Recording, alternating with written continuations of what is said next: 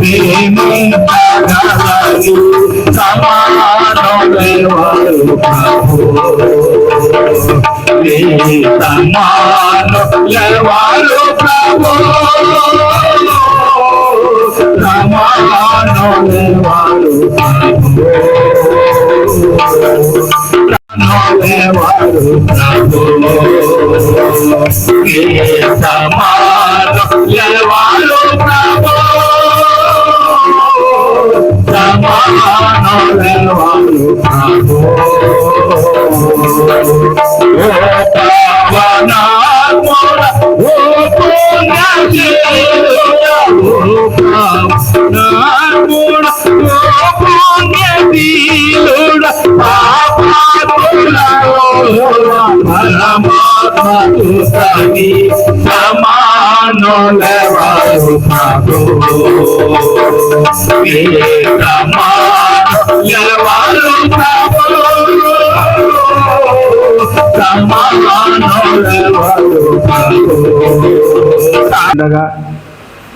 ఆరాధన క్రమము పుస్తకము నుండి 2వ ఆరాధన క్రమమును అనుసరించుదాము. 2వ ఆరాధన క్రమం. దేవుని ఆరాధించుదము. దేవుడు ఆత్మ కనుక ఆయనను ఆరాధించువారు ఆత్మతోనూ సత్యముతోనూ ఆరాధింపవలెను. మన తండ్రి అయిన దేవుని నుండి ప్రభువైన యేసు క్రీస్తు నుండి కృపా సమాధానములు మీకు కలుగుగాక. ఇది యెహోవా ఏర్పాటు చేసిన దినము, దీని యందు మనము ఉత్సహించి సంతోషించెదము. ఓ ప్రభువా, మా పెదవులు తెరవుము, అప్పుడు మా నోరుని స్థితిని ప్రచురపరచును.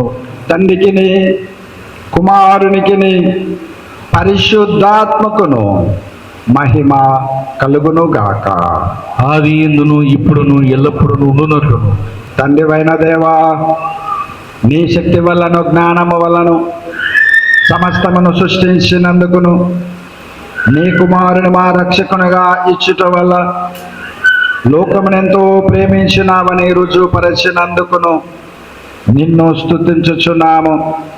కుమారుడవైన దేవా, మా అపరాధముల నిమిత్తము అప్పగింపబడిన నీవు తిరిగి లేచుట వల్ల మమ్మను నీతిమంతులుగా చేయుటకు పాపము తప్ప అన్ని విషయములలో మా వలె చేయబడినందులాకాయ నిన్ను స్తుతించుచున్నాము.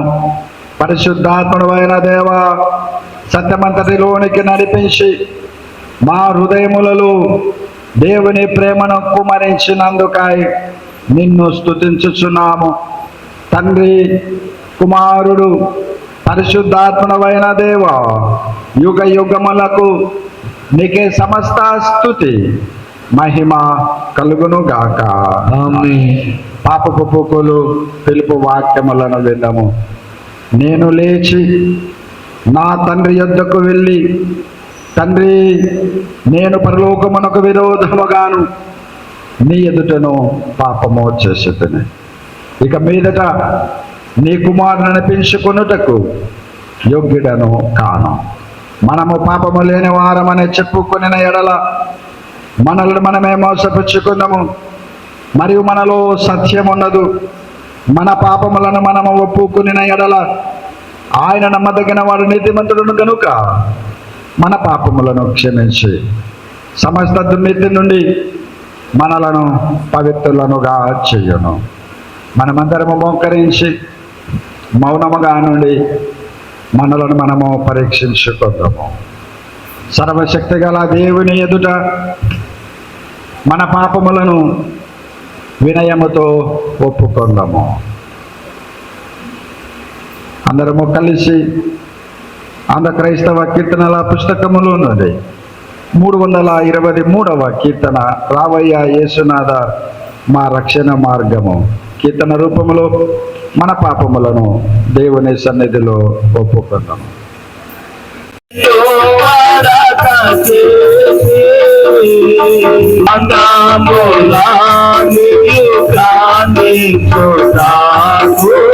రావయ్య యేసునాథా మేరా లేని పాపము నీవు దూరముగా తిరుగాయించుటకు రావయ్యా యేసునాథా ఆతులే పరమానందపురమాను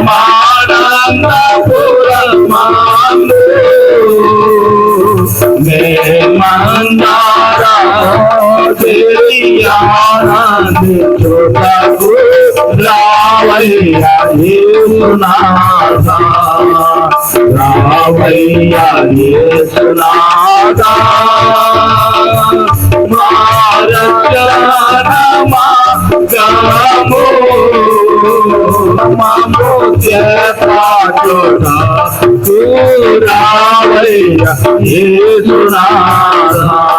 మన సమస్త పాపములను క్షమించి వాటిని మనల్ని విడుదల చేసి మన నర్తం దిద్దుకొంటకు తగిన సమయమును దయచేసి పరిశుద్ధాత్మ యొక్క కృపయు ఆదరణయు మనకు అనుగ్రహించును గాక.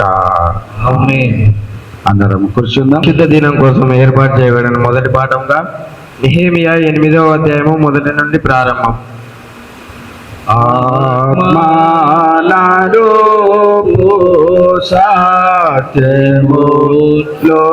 సత్యములోనికి తోడే నాడు నెహెమియా 8వ అధ్యాయం మొదటి నుండి ప్రారంభం. 7వ నెల రాగానే ఇశ్రాయేలీలు తమ పట్టణములో ఉన్న నివాసులై ఉండిరి. అప్పుడు జనులందరూ ఏకమనసులై నీటి గుమ్మమున ఎదురునున్న మైదానమునకు వచ్చి యెహోవా ఇశ్రాయేలీలకు ఆజ్ఞాపించిన మోషే ధర్మశాస్త్రమును తెమ్మని హెజ్రా అను శాస్త్రితో చెప్పగా, యాజకుడైన హెజ్రా 7వ మాసము మొదటి దినము చదవబడిన దాన్ని గ్రహించగల శక్తి స్త్రీ పురుషులకు కలిగిన సమాజం అంతటి ఎదుట ఆ ధర్మశాస్త్రమును తీసుకొని వచ్చి నీటి గుమ్మున ఎదుట మైదానములో ఉదయము మొదలుకొని మధ్యాహ్నం వరకు నిలిచి ఉన్న ఆ స్త్రీ పురుషులను తెలివితో వినగలిగిన వారి అందరికీ చదివి వినిపించగా వచ్చును. ఆ జనులందరూ ధర్మశాస్త్రమును శ్రద్ధతో వినిరి. అంతటా శాస్త్రీయగు ఎజ్రా ఆ పని కొరకు కర్రతో చేయబడిన యొక్క పీఠము మీద నిలవబడి, మరియు అతని దగ్గర కుడి పాశమందు మత్తెషాయను, ఆయా, ఊరియా, ఎలియేయు, మయోషాయు అనువారు, అతని ఎడమ పాశమునందు పెదాయ, మిషాయేలు, మలియా, హహము, వషయాద, జక్కయ, మెల్లాయుము అనువారు నిలిచిరి. కొద్ది వాక్యం దేవుడు దీవించుగాక. ఓ దేవా వందనము, ఓ దేవా వందనము, ఓ దేవా వందనము. అందరం లేచి నిలబడి ఉండగా ప్రత్యుత్తర భాగముగా కీర్తనల గ్రంథము మొదటి సంకీర్తనను చదువుకున్నాం. దావీదు రాసిన కీర్తనలు 1వ అధ్యాయము 1 నుంచి ప్రారంభం. దుష్టుల ఆలోచన చెప్పు నడవక, పాపుల మార్గము నిలువక, అపహాస్తులు కూర్చున్న చోటు కూర్చుండక, యెహోవా ధర్మశాస్త్రమునందు ఆనందించు దివారాత్రము దాన్ని ధ్యానించువాడు ధన్యుడు. అతడు నీటి కాలువల ఎరను నాటబడిదనై ఆకు వాడక తన కాలమందు ఫలమిచ్చు చెట్టు వలె నుండుడు. అతడు చెయ్యునందును సఫలమగును. దుష్టులు అలాగుండగా గాలి చెదరగొట్టు పొట్టువలే నుండును. కాబట్టి న్యాయ విమర్శలలో దుష్టులను, నీతిమంతుల సభలో పాపులను నిలువరు.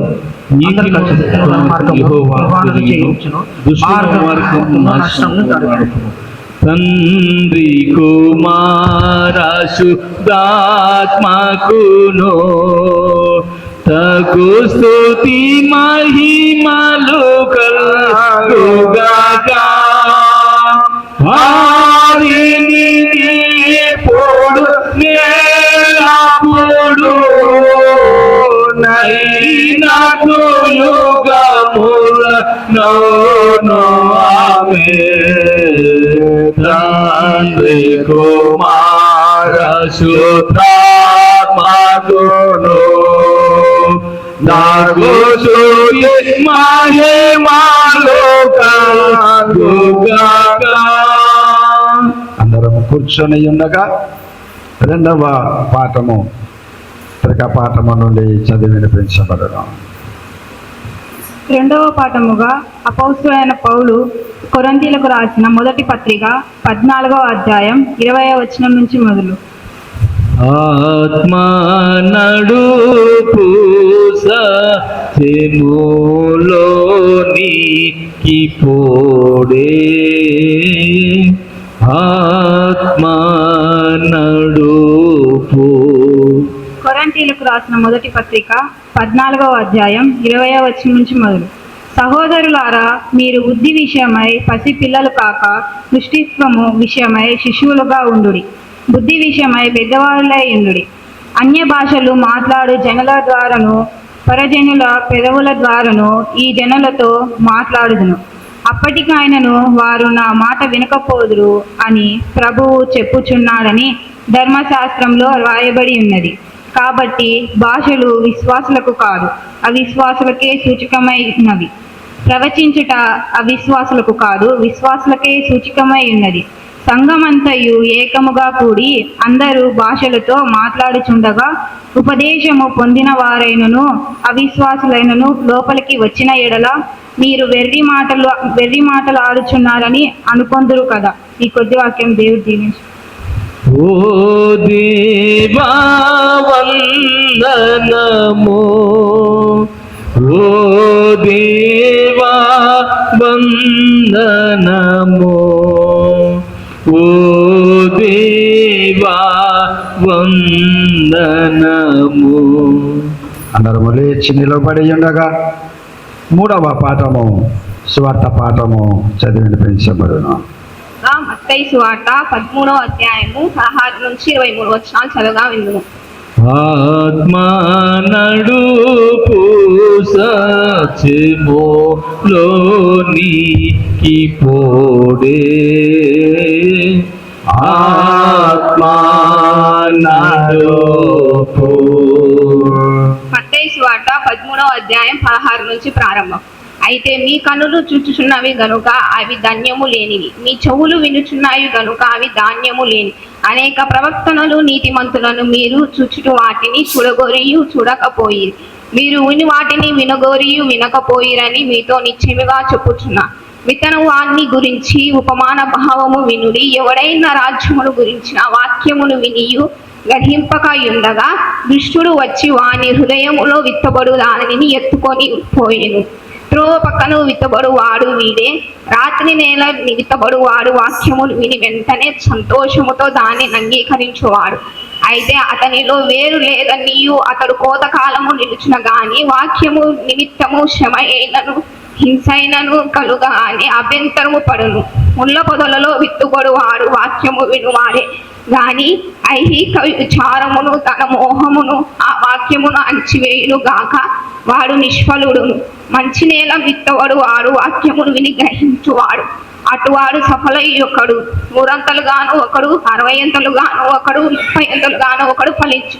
ఈ కొద్ది వాక్యం దేవుడు దీవించుగాక. ఓ క్రీస్తు స్తోత్రములు, ఓ క్రీస్తు స్తోత్రములు, ఓ క్రీస్తు స్తోత్రములు.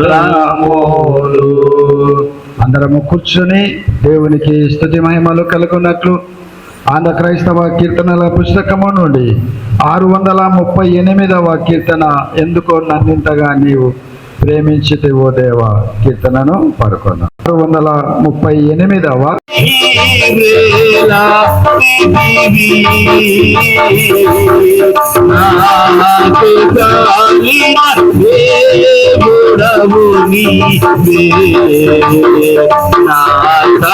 నాములో నీవే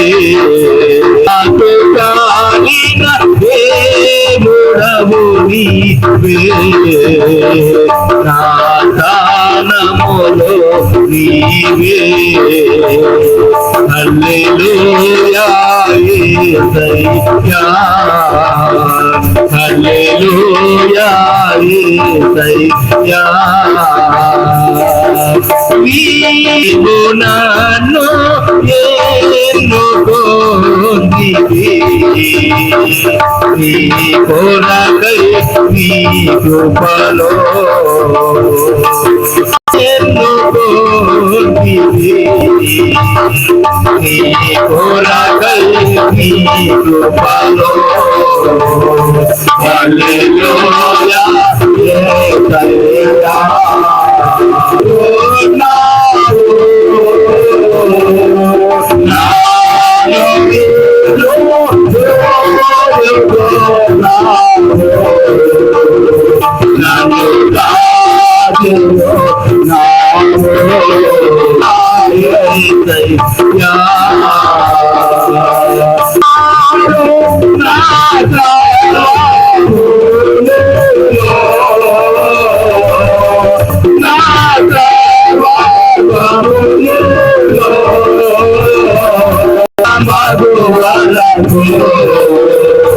నన్ను విడువెను ఏక మగువలకు నన్ను విడువెను దేవా యేసయ్యా హల్లెలూయా యేసయ్యా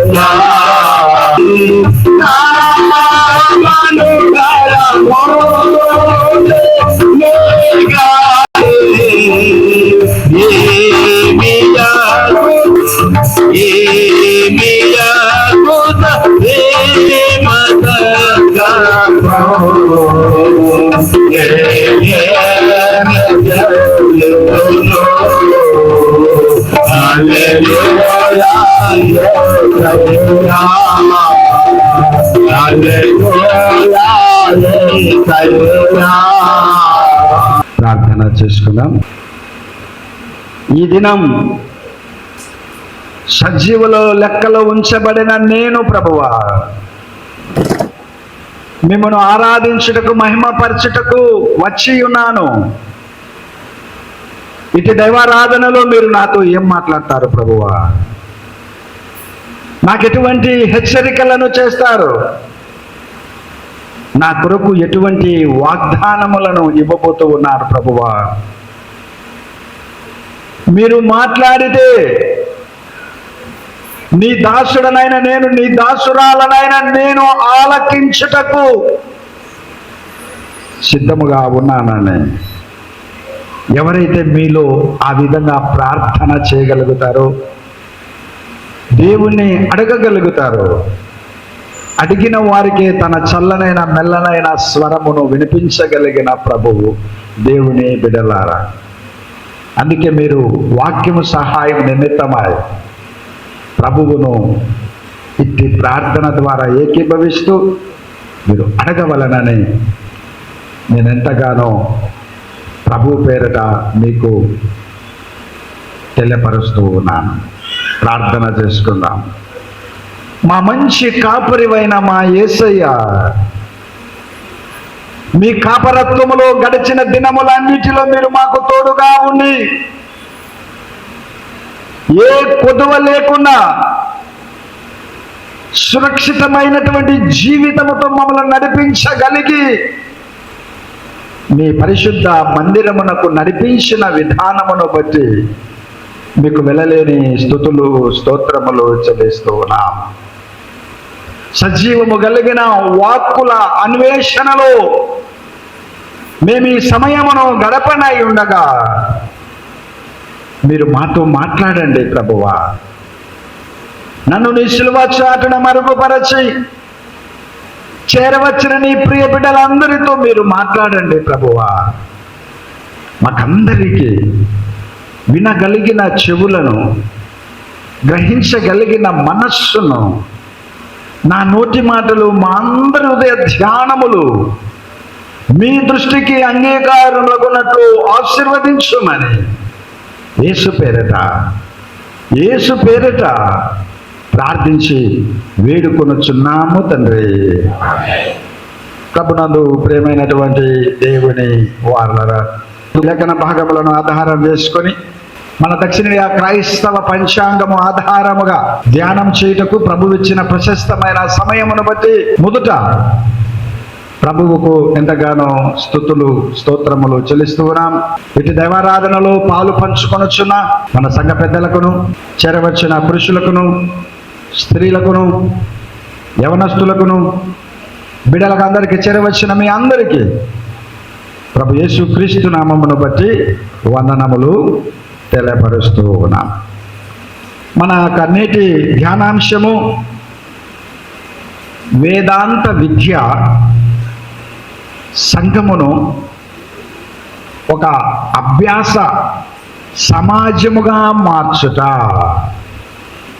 ఏంటంటే మన అంశము వేదాంత విద్య. ఈ వేదాంత విద్య ఏం చేయాలి? సంఘమును అభ్యాస సమాజముగా మార్చాలి. అందుకు మనం ఈ అంశమును 2 భాగాలుగా ఆలోచన చేద్దాం. 2 భాగాలుగా విభజించి ఎప్పుడైతే ధ్యానం చేయగలుగుతామో అప్పుడు మనకి యొక్క టాపిక్ క్షుణ్ణంగా అర్థమయ్యేటటువంటి అవకాశము ఉంది. మొదటి భాగం వేదాంత విద్య. ఏంటంటే మొదటి భాగం వేదాంత విద్య. ఇది ఒక పెద్ద రోమనంక వేసుకోవాలి మనం అర్థం కావాలంటే. మళ్ళీ చిన్న చిన్న సబ్ డివిజన్స్ వస్తూ ఉంటాయి ఇందులో నుంచి. మొదటిది వేదాంత విద్య, రెండవది అభ్యాస సమాజముగా సంఘము ఉండాలి, లేక సంఘమును ఒక అభ్యాస సమాజముగా మార్చాలి. ఏది మార్చాలి? వేదాంత విద్య. వేదాంత విద్య అన్నది సంఘమును ఎట మార్చాలి? ఒక అభ్యాస సమాజముగా మార్చగలగాలి. ఈ యొక్క అంశమును దేవుని వాక్య భాగముల ఆధారముగా ధ్యానం చేయడానికి మనం ప్రయత్నం చేద్దాం. ఒక ఆయన అన్నాడట, క్రైస్తవ సంఘం అంటూనే పాటలు పాడే సంఘమే కదా అని అన్నాడంట. అంటే అక్కడున్న వారందరూ నిజమయ్యా, మా క్రైస్తవ సంఘం పాటలు పాడే సంఘము సమాజం మాత్రమే కాదు, దేవుని వాక్యముపై నిలవబడిన అభ్యాస సమాజము అని చెప్పారట. మా సంఘం పాటలు పాడి స్తుతించగలిగే సంఘమే కాదు, మా సంఘము దేవుని వాక్యముపై నిలవబడిన అభ్యాస సమాజము అని చెప్పగలిగారు అట. ఆ వ్యక్తికి అర్థం కాలేదట. ఇదేంటండి, పాటలు పాడే సంఘం అంటే మాకు తెలుసు, ఎందుకంటే మా ఇంటికి మీ యొక్క చర్చిలో నుంచి చక్కటి సంగీత వాయిద్యములతో మాకు దినదినము పాటలు వినపడతా ఉంటాయి, వాక్యము వినపడతా ఉంటుంది.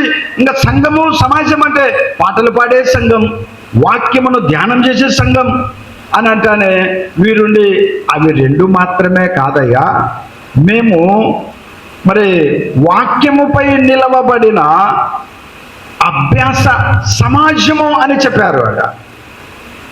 ఆయనకు మరికొంచెం అర్థం కాకపోతే అప్పుడు చెప్తూ ఉన్నారట, మేము నిత్యము దేవుని గూర్చిన జ్ఞానమును అభ్యాసము చేయగలిగిన వారము.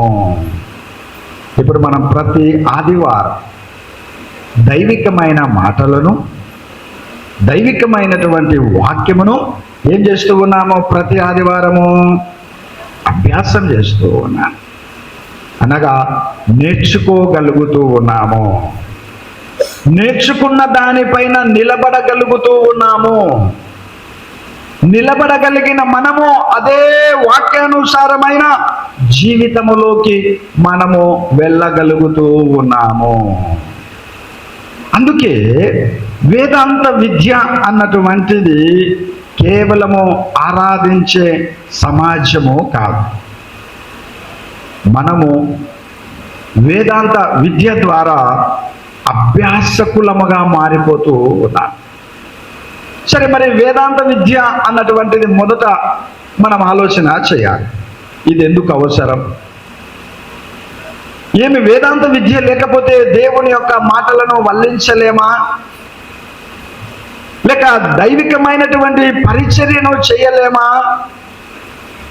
వేదాంత విద్య అన్నటువంటిది ఎందుకు ఇది ఒక ప్రత్యేకమైనటువంటి విద్యగా ఎందుకు దీనిని ఆపాదించగలిగారు అన్నటువంటిది మనం ఆలోచన చేయగలిగితే మొదట అర్థం చూద్దాం. వేదాంత విద్య అంటే ఇంగ్లీష్లో ఏమని పిలుస్తూ ఉన్నారు? థియాలజీ అని పిలిచారు. ఏంటంట? థియాలజీ.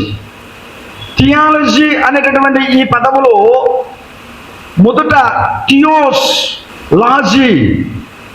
థియోస్ అంటే అర్థము గాడ్ అని అర్థం. థియోస్ అంటే ఏంటంటే అర్థము గాడ్. థియాలజీ అంటే ఇప్పుడు థియోస్ అన్నది పక్కన పెడితే ఆ పక్క పదం ఏముంది? లాజీ అనగా శాస్త్రము. అంటే దేవుని గూర్చి తెలిపే శాస్త్రమే ఏమంటూ ఉన్నారు? వేదాంత విద్య.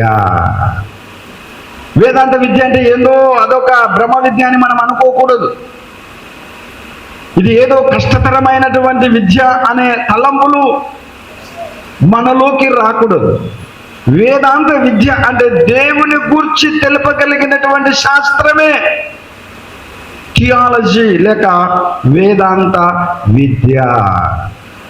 అందుకే దేవుడు మానవునితోనూ లోకముతోనూ లోకముతోనూ ఉన్న సంబంధమును క్షుణ్ణంగా తెలియపరచగలిగేటటువంటిది దైవజ్ఞాన శాస్త్రం. అదే వేదాంత విద్య అని పిలుస్తూ ఉన్నారు. అంటే ఆ ప్రభువు మనతోనూ లోకముతోనూ ఉన్నటువంటి సంబంధమును ఏది తెలియపరుస్తూ ఉంది? వేదాంత విద్య తెలియపరుస్తూ ఉంది. అందుకు ఈ వేదాంత విద్య అన్నటువంటిది మనల్ని అందరినీ అభ్యాసకులుగా మార్చగలగాలి. నిరంతరము నేర్చుకోగలిగినటువంటి అభ్యాసకులముగా సమాజములో, సంఘములో మనం నిలబెట్టాలి అన్నటువంటిది దేవుని వాక్యం మనతో మాట్లాడగలుగుతూ ఉంది. అందుకు మనం ఈ సమయంలో ఒక ప్రశ్న వేసుకుందాం. ఈ వేదాంత విద్య లేక దైవజ్ఞాన శాస్త్రమును ఎందుకు తెలుసుకోవాలి నేను? ఈ వేదాంత విద్యను లేకపోతే దైవజ్ఞాన శాస్త్రమును నేనెందుకు ప్రతి ఆదివారం పఠించగలగాలి అన్నటువంటిది ఒక ప్రశ్న గనుక నీ మనసునకు నువ్వు వేయగలిగితే దానికి పరిశుద్ధ ఆత్మ దేవుడు సమాధానమును ఇస్తాడు. దావీదులో ఉండే గొప్పతనం ఏమిటంటే ఆయన తన యొక్క మనస్సునకు ప్రశ్న వేసుకుంటాడు. అందుకే నువ్వు చేసిన ఉపకారములకు ఏమంటాడు? నేనేమి చెల్లింతును అంటే అది ప్రశ్ననా సమాధానమా? ఏంటది? ప్రశ్న. అయ్యా, నువ్వు నా జీవితంలో ఎన్నో మేలులు చేశావు కదా, మరి ఎన్నో ఉపకారములు చేశావు కదా, ఇలాంటి మేలులకు ఉపకారములకు నేనేం చేయాలి? ఒక ప్రశ్న వేసుకుంటాడు. ప్రశ్నను ప్రశ్నగా మిగిలించకుండా ఆ ప్రశ్నకు దావీదు ఏం చేస్తాడు? మళ్ళీ సమాధానమును రాస్తాడు. ఎప్పుడు ప్రశ్నను ప్రశ్నగా మిగిలించకూడదు. ఎగ్జామ్ రాయడానికి విద్యార్థికి మొట్టమొదట ఏమి ఇస్తారు? క్వశ్చన్ పేపర్ ఇస్తారు. క్వశ్చన్గా మిగిలిపెట్టి ఇంటికి వచ్చినాడు అనుకుందాం, అతనికి మార్కులు వస్తాయా? రావు. ఆ క్వశ్చన్కి ఏమి రాయాలినా? ఆన్సర్ రాయగలగా.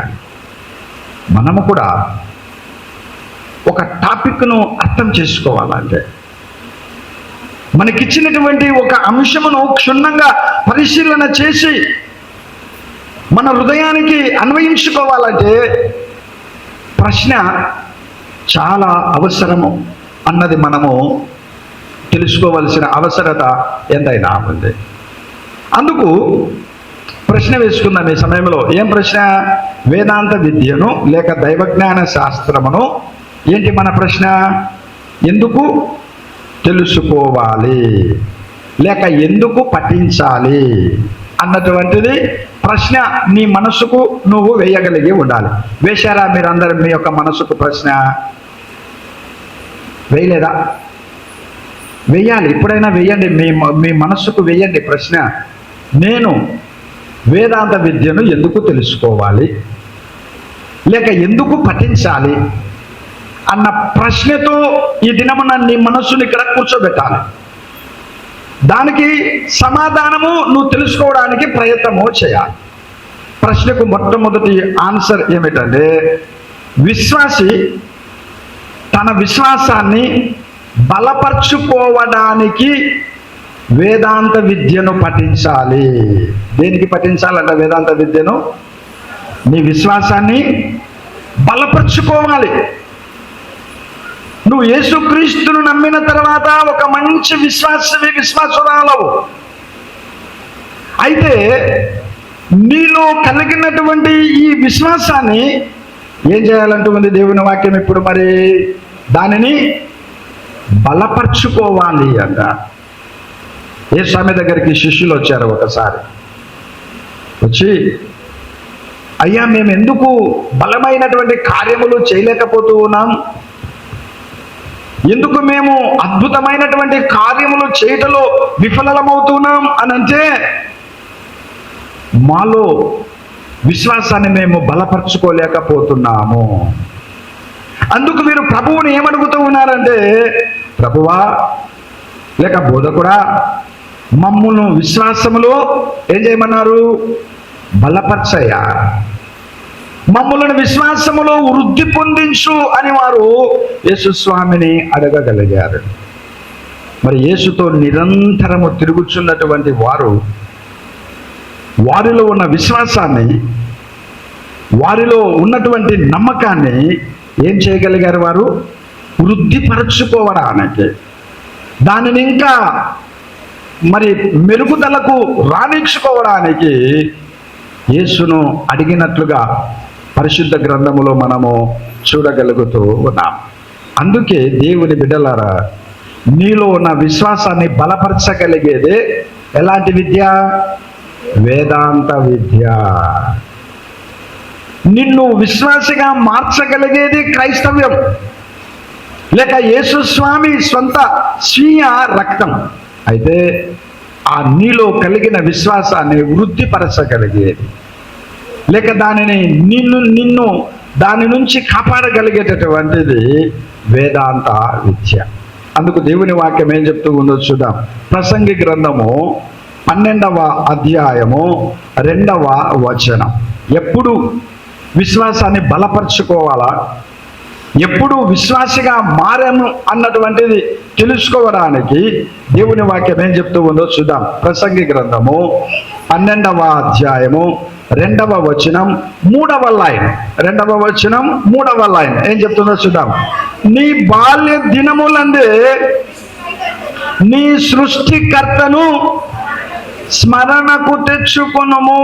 నీ బాల్య దినములందే అని అంటే, ఇక్కడ బాల్యం అంటే ఎప్పుడో చిన్నప్పుడు కదయ్యా, 1వ తరగతి 2వ తరగతి 3వ తరగతి కదా. మరి ఇలాంటి బాల్యమునందు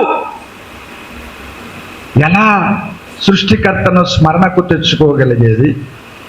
అంత పరిపక్వత ఉండదు, అంత వయస్సు ఉండదు, అంత జ్ఞానము ఉండదు. ఎట్లా మరి సృష్టికర్తను స్మరణకు తెచ్చుకోగలిగేది? అందుకు సొలొమోను ప్రసంగి గ్రంథమును ఏ వయసులో రాయగలుగుతూ ఉన్నాడంటే, వృద్ధాపపు దశలో రాయగలిగాడు. ఈ వృద్ధాపపు దశలోకి వచ్చినటువంటి సొలొమోను ఆయన సమాజంలో ఉన్నటువంటి విశ్వాసులను అందరినీ 3 దశలుగా ఆయన జ్ఞాపకమందు ఉంచుకొని వ్రాయగలుగుతూ ఉన్నాడు. ఇప్పుడు మనమందరము 3 దశలలో ఉండగలుగుతా ఉన్నాం. అందుకు మొదటి దశ ఏమిటంటే బాల్యం.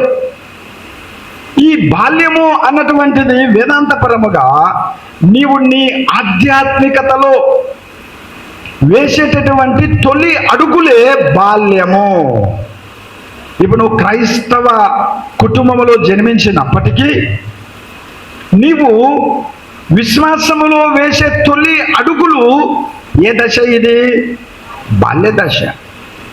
అందుకు నీవు ఇంకా తొలి అడుగుల ఆధ్యాత్మిక ప్రయాణములో ఉంటే అప్పుడు నిన్ను ఏం చేయమంటూ ఉన్నాడు? నీ సృష్టికర్తను స్మరణకు తెచ్చుకొనుము. ఎందుకంటే ఈ విధంగా స్మరణకు తెచ్చుకోవాలి అంటే నీవు నీ బాల్య దినములలో, అనగా బాల్యం అంటే ఏదో చిన్నప్పటి వయసు అని అర్థం చేసుకోకూడదు. ఇక్కడ బాల్యం అంటే నీ ఆధ్యాత్మికతలో, నీ విశ్వాసపు జీవితంలో నీవు వేస్తూ ఉన్నటువంటి తొలి అడుగులు. చిన్నప్పుడు బిడ్డలు తొలి అడుగులు వేస్తూ ఉంటే తల్లిదండ్రులకు అమితమైనటువంటి సంతోషం కదా. వారు వేసేటటువంటి తప్పటడుగులు, వాడు నడుస్తూ నడుస్తూ కింద పడిపోతే పరిగెత్తుకుంటూ పోయి ఎత్తుకొని మళ్ళీ నిలవబెట్టి మళ్ళీ నడువు అంటే ఇదంతా నిరంతర అభ్యాసంలోకి తల్లి లేక తండ్రి బిడ్డలను ఏం చేస్తూ ఉన్నారు? నడిపిస్తూనే ఉన్నారు. ఈ వేదాంత విద్య కూడా నీ బాల్య దినములలో ఆధ్యాత్మికతలో నువ్వు వేసే ప్రతి తొలి అడుగులను అవి ఒక అభ్యాసముగా మార్చబడాలి అట. అంటే నిరంతరము నువ్వు నేర్చుకోగలిగినటువంటి విధానములో నీ సృష్టికర్తను స్మరణకు తెచ్చుకొనొచ్చు నీ బాల్య ఆధ్యాత్మిక జీవితాన్ని కొనసాగించాలి అన్నది ఇక్కడ సొలొమోను యొక్క ప్రధానమైనటువంటి ఉద్దేశం. రెండవ దశ ఏంటి? ఆ రెండవ దశ యవ్వనము, అనగా క్రీస్తు పరిచర్యలో లేక సంఘములో ఎదుగుచున్న దశ యవ్వన దశ. యవ్వన దశ అంటే ఏదో మంచి బలము, శారీరక సౌందర్యం, స్పష్టం ఇవన్నీ ఓకే. అయితే ఆధ్యాత్మిక జీవితములో, విశ్వాసపు ప్రయాణములో యవ్వన దశ అంటే పరిచర్యలో నువ్వు వాడబడాలి, సంఘములో ఎదుగుచూ ఉండాలి. ఇది ఏ దశ అంటూ ఉంది ఆధ్యాత్మికతంగా? యవ్వన దశ. ఇప్పుడు ఆలోచన చేయను, నువ్వు ఇంకా తొలి అడుగులు వేసే ఆధ్యాత్మిక ప్రయాణములో ఉన్నావా? లేక సంఘ పరిచర్యలో, క్రీస్తు పరిచర్యలో ఎదుగుచూ ఉన్నటువంటి యవ్వన దశలో ఉన్నావా? ఏ దశలో నువ్వు ఉన్నావో ఒకసారి నువ్వు ఆలోచన చేయాలి. మనం ఎప్పుడైనా చేశావా? చిన్నప్పటి నుంచి యవ్వన ప్రాయంలోకి వచ్చాం, యవ్వన ప్రాయం నుంచి వృద్ధాపంలోకి వచ్చాం. ఇది ఆలోచన చేస్తూ ఉన్నాం, మంచిదే. అయితే ఆధ్యాత్మికతలో శారీరకంగా బాల్యము, యవ్వనము, వృద్ధాపము ఇవన్నీ సాధారణమైనటువంటి ఒక మనిషి జీవితంలో ప్రభువు ఇచ్చినటువంటి కృపావరములుగా మనం భావించవచ్చు. అయితే ఆధ్యాత్మిక జీవితంలో బాల్యం నీ ఆధ్యాత్మికతలో వేసే తొలి అడుగులు, యవ్వనం నువ్వు సంఘ పరిచర్యలో ఎదుగుచూ ఉన్న దినములు. మూడవదిగా మనం చూసినట్లయితే ఏముంటుంది ఇంకా తర్వాత? వృద్ధాపము, అనగా సంపూర్ణ క్రైస్తవ జీవితము. ఏంటంటే వృద్ధాపం అంటే సంపూర్ణ క్రైస్తవ జీవితం. ఈ మూడింటిలో నువ్వు ఏం చేయగలగలుగుతున్నాడు? వేదాంత విద్య ద్వారా అభ్యాసము చేయుచునే ఉండాలి. అనగా ఆధ్యాత్మికంగా వేసే తొలి అడుగులలో వేదాంత విద్య నిన్ను అభ్యాసకురాలుగా మార్చివేయాలి.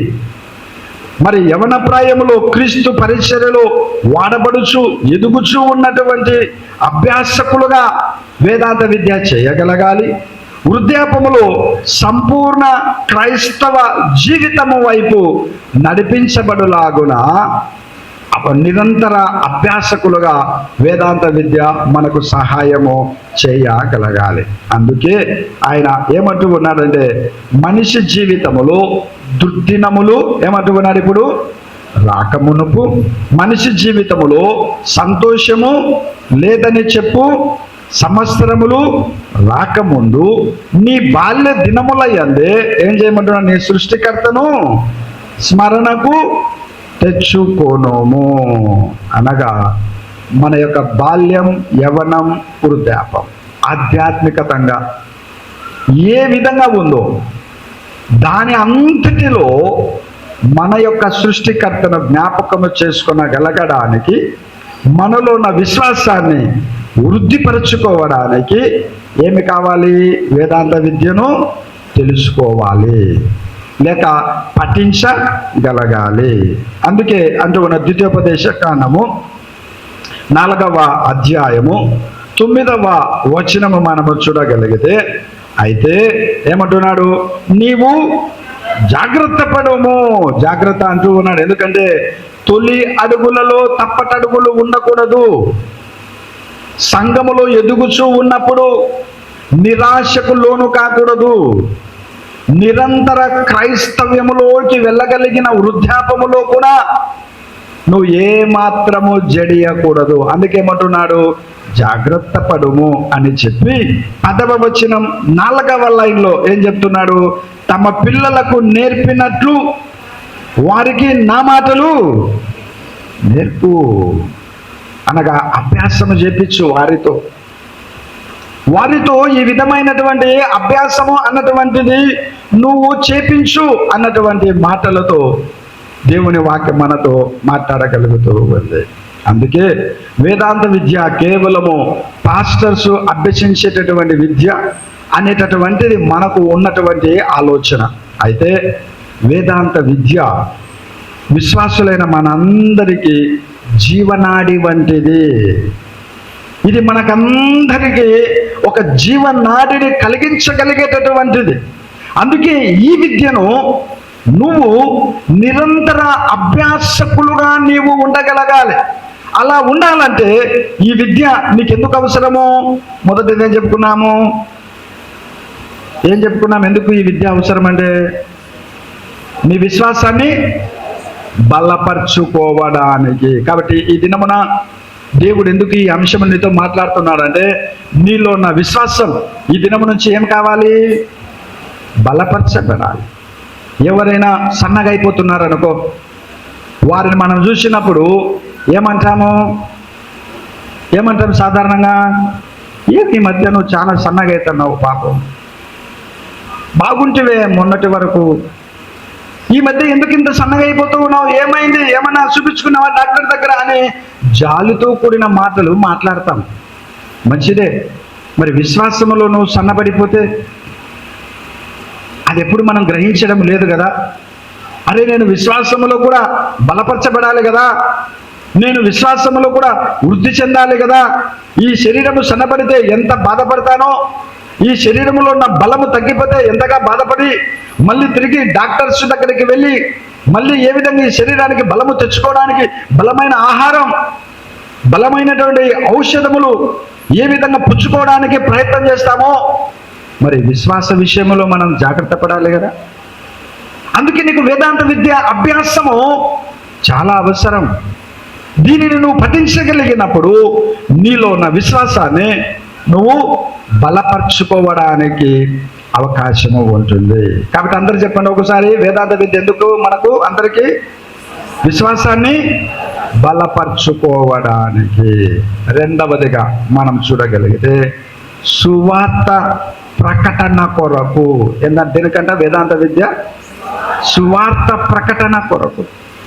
అందుకే నిరంతర అభ్యాసకులముగా వేదాంత విద్యను ఎందుకు పఠించగలగాలి అని అంటే సువార్త ప్రకటన కొరకు.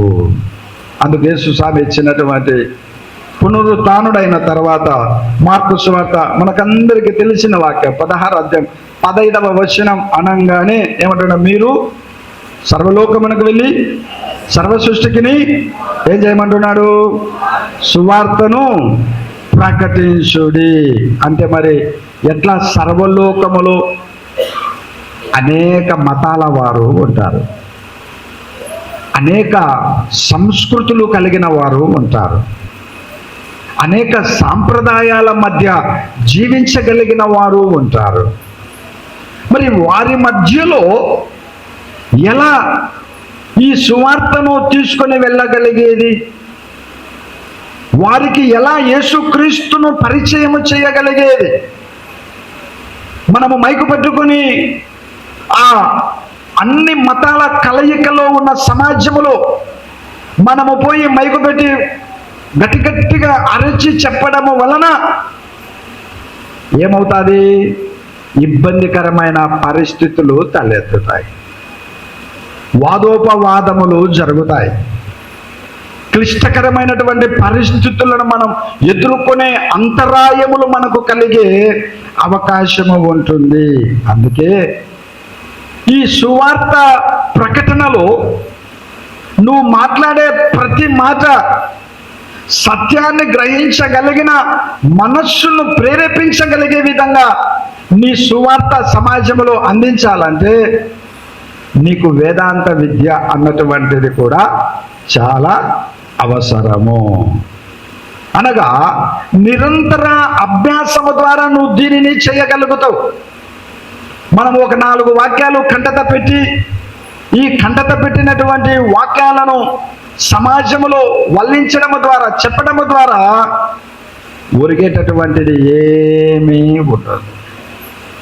నీవు ఆ సమాజమును, ఆ మనుషుల మధ్య ఉండే సాంప్రదాయములను, ఆ మనుషుల యొక్క సంస్కృతులను ఎప్పుడైతే అర్థం చేసుకోగలుగుతావో, నీలో బలపరచబడినటువంటి విశ్వాసము ద్వారా నువ్వు మాట్లాడగలిగితే, నువ్వు మాట్లాడే ప్రతి సువార్త అది వారి యొక్క చెవులలోకి వెళ్ళే అవకాశము ఉంటుంది. వారి చెవుల్లోకి వెళ్ళినటువంటి సువార్త వారి హృదయమును తాకేటటువంటి అవకాశము ఉంటుంది. హృదయమును తాకిన సువార్త వారిని ప్రభువు వైపు నడిపించగలిగేటటువంటి అవకాశము ఉంటుంది. అందుకే వేదాంత విద్య అన్నటువంటిది మనలను ఎట్లా మార్చాలి? ఒక అభ్యాస సమాజముగా మార్చగలగాలి. అనగా నిరంతర అభ్యాసము లేక నేర్చుకోగలిగేటటువంటి వారముగా ఉండగలిగితే మనము సువార్త ప్రకటన అన్నటువంటిది సులభతరముగా మనకుండే అవకాశము ఉంటుంది. అందుకే ఏమంటూ ఉన్నామంటే సువార్త అన్నటువంటిది మొదట నీకు నువ్వు చెప్పుకోవాలి, లేక మనకు మనం చెప్పుకోవాలి. ఎందుకంటే సువార్త మొదట నిన్ను మార్చగలగాలి. మార్చబడిన నీవు సమాజంలో కనపడగలగాలి. అప్పుడే నీలో ఉన్న మార్పు కలిగిన సువార్త ఇతర వ్యక్తిని సులభముగా, ఇతర వ్యక్తిని అతి సునాయాసముగా ప్రభువు దగ్గరికి నడిపిస్తూ ఉంది. కానీ సువార్త ముందు మనకు అన్వయించుకోవడము లేదు. సువార్త అన్నటువంటిది ముందు మనతో ప్రారంభము కావడము లేదు. అందుకే మనము ఇతరులకు సువార్తను అందించలేనటువంటి విధానములో ఉండగలుగుతూ ఉన్నాం. అందుకే సువార్త అన్నటువంటిది మన మనస్సును నింపగలిగితే ఇతర మనుషులను మన ద్వారా ప్రభువు నింపేటటువంటి అవకాశమును ప్రభువే కల్పిస్తూ ఉంటాడు. అందుకే సువార్త అన్నది సంఘానికి ఒక మంచి ఉపదేశం ఇచ్చేటటువంటిదిగా ఉండాలి. నిన్ను నిరంతర అభ్యాసకులుగా నిలబెట్టేటటువంటి విధముగా ఉండగలగాలి. అందుకే సువార్త ప్రకటన అంటే ప్రీచింగ్ అన్నటువంటిది. అనగా మరి బహిరంగ స్థలాలలో సాధారణ భాషలో మరి చక్కగా దేవుని మాటలను అందించగలిగినటువంటి రక్షణకు సంబంధించిన సువార్త అందించగలగాలి. వారి దగ్గరికి పోయి ఏదేదో వేదాంతపరమైన పదాలు వాడితే వారికి ఏమీ అర్థము కాదు. కానీ వాక్యోపదేశము కావాలి. వాక్యోపదేశం అంటే ఇక్కడ టీచింగ్ అనగా మనకందరము ఒక అభ్యాసకులముగా మార్చబడాలంటే మనకేం కావాలి? వాక్యోపదేశం కావాలి. ఇక్కడ కేవలము సువార్త అన్నటువంటిది కాదు ఇక్కడ మనకు కావలసినటువంటిది. సువార్త అన్నది బయటి ప్రపంచంలో, వాక్యోపదేశం అన్నటువంటిది దైవికమైన విద్యను నిరంతర అభ్యాసకులుగా మార్చబడుతున్న క్రైస్తవ విశ్వాసులకు, లేక విశ్వాసాన్ని బలపరచుకోగలిగిన విశ్వాసులకు ఇలాంటి వాక్యోపదేశం అన్నటువంటిది చాలా అవసరము. అందుకే క్రమబద్ధమైన సందేశం. అందుకే మన సిఎస్ఐ వారు ఏం చేశారు? క్రమబద్ధమైన సందేశములను పెట్టారు. పోయిన ఆదివారం ఏం టాపిక్ ఇచ్చారు మనకు? పోయిన ఆదివారం ఏం టాపిక్ ఇచ్చారు? గృహ నిర్వాహకత్వం, అనగా పనియే ఆరాధన అన్నారు. ఈ గృహ నిర్వాహకత్వములో ఉన్నటువంటి వారు ఈ ఆదివారం ఏం చేయాలి? మరి ఈ టాపిక్ ద్వారా నిరంతర అభ్యాసకులుగా మార్చబడాలి. అది చూడు ఎంత లింకు పెట్టాడో. ఒక్కొక్క ఆదివారం ఎందుకు ఈ దైవికమైన ఆల్మానిక్ ప్రసంగములు అని అంటే ఒక లింక్ ఉంది. గత వారం గృహ నిర్వాహకత్వములో గృహ సంరక్షకునిగా లేక గృహ కార్యనిర్వాహకునిగా ఉండే నువ్వు ఇప్పుడేం చేయాలి? మరి ఒక అభ్యాసకునిగా, అభ్యాసకురాలిగా నువ్వు నిరంతరము నేర్చుకుంటూనే ఉండాలి అన్నది ఈ దినమున ఈ టాపిక్తో పోయిన టాపిక్కు అనుబంధం అన్నటువంటిది పెట్టి ఈ యొక్క అంశం ఇవ్వడం అన్నటువంటిది జరుగుతూ ఉంది. కాబట్టి వేదాంత విద్య మొదటిదిగా దేనికి అవసరమో మనకు? విశ్వాసాన్ని బలపరచుకోవడానికి. రెండవది దేనికి అవసరమో? సువార్త ప్రకటన కోసం. మీకు అందరికీ చర్చ అయిపోగానే ఈ యొక్క అంశము కంఠపాఠం రావాలి. నేను చర్చికి పోయాను, ఈ దినమున వేదాంత విద్యను గురించి తెలపరిచారు. లేక వేదాంత విద్య అంటే ఏంటి? దేవుని గూర్చి తెలిపేటటువంటి శాస్త్రమే వేదాంత విద్య. ఈ దేవుని గురించి తెలుసుకోవడం నాకెందుకు అనంటే, దేవుని గురించి తెలుసుకోవడం ఎందుకు అనంటే, మొదటిది ఎందుకు? విశ్వాసాన్ని బలపరచుకోవడానికి. రెండవది ఆ విశ్వాసాన్ని బలపరచుకున్న నువ్వు ఏం చేయాలి మరి? సువార్త. సువార్త అంటే ఏదో 10 మందికి చెప్పడం అనుకోవచ్చు, కానీ సువార్త మొదట ఎవరికి వారు ఏం చేయాలి? వారు చెప్పుకోవాలి. ముందు నా మనసుకు నేను చెప్పుకోవాలి. అప్పుడే ఈ మనసు మార్చబడితే, ఈ మార్చబడిన మనసు మాట్లాడే ప్రతి సువార్త ఇతర మనస్సులను మార్చగలుగుతుంది. ఒకసారి ఒక పల్లెలో ఒక ఆమె ఎప్పుడు భర్తను గురించి కించపరుస్తూ ఉంటారు.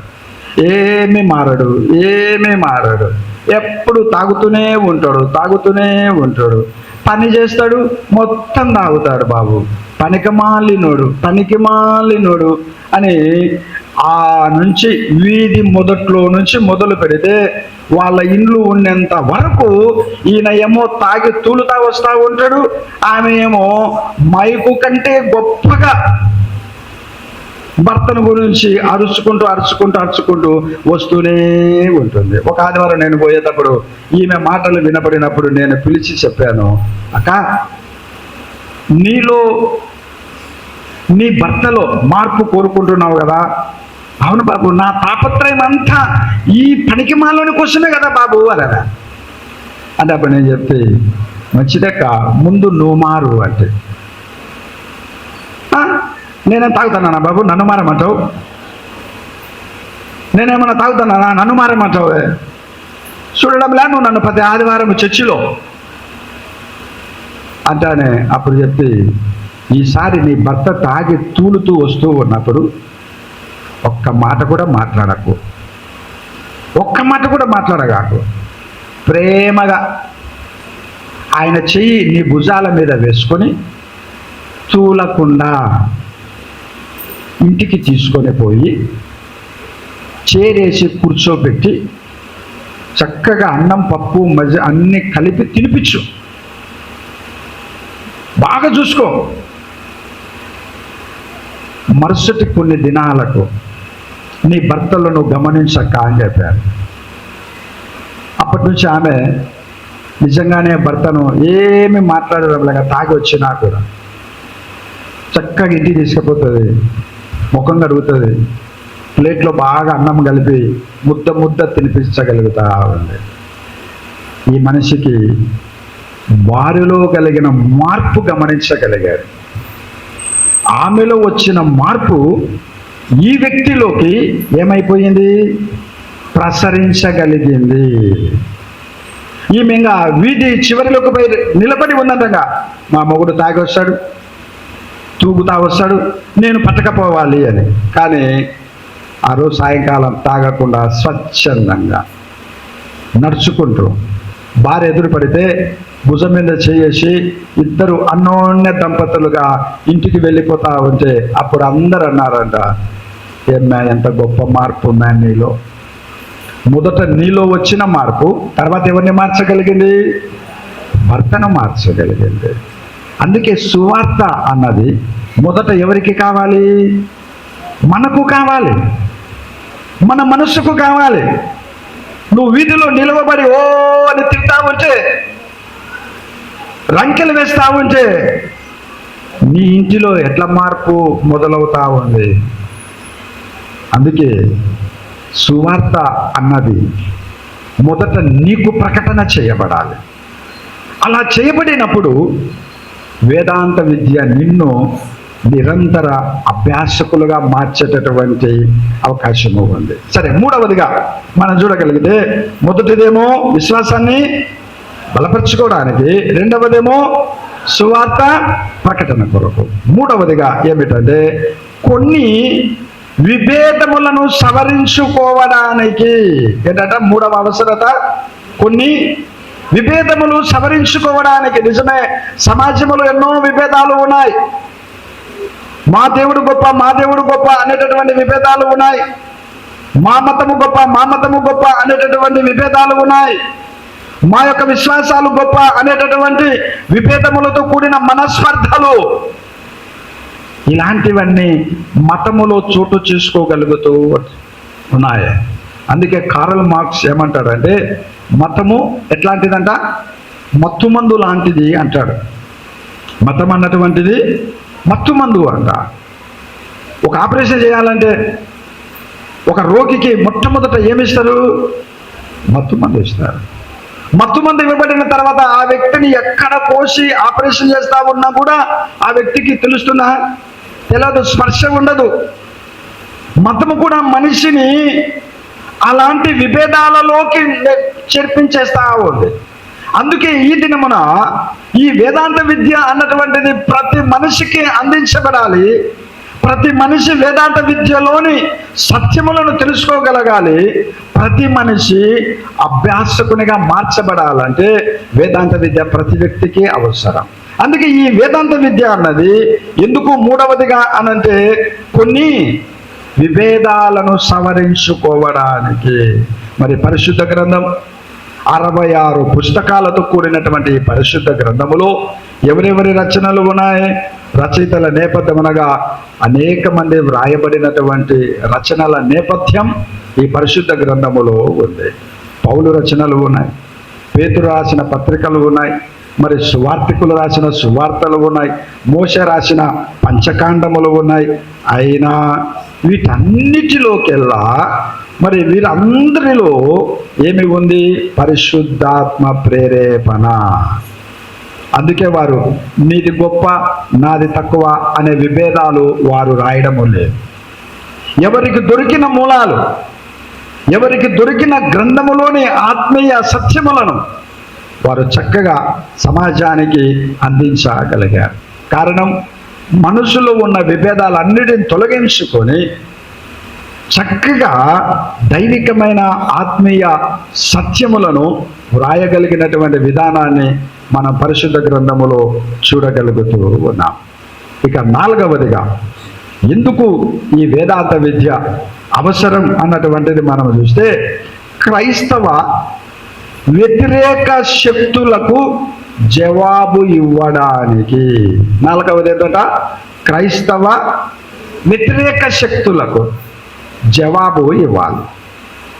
అలా ఇవ్వాలంటే నీకు క్షుణ్ణంగా వేదాంత విద్య అనగా దేవుని గూర్చి నువ్వు తెలుసుకొని ఉండాలి.